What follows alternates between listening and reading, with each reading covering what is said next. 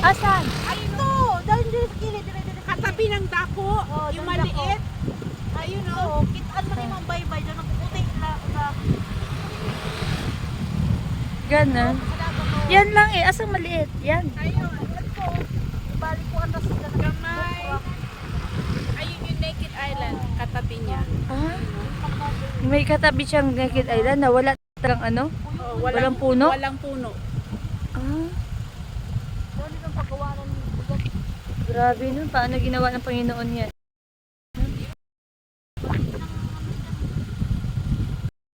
Naked Island. Siargao? Hindi nga nila, hindi kalawin niya ito. Hindi. Ay no, hindi nga, no? Hindi. Parang inano na ginano ba niya? Paano pumunta dyan? Inano yan. Magbangka. Magbangka. Magbangka yan, doon sa Sapaw. Mag-tripping tayo,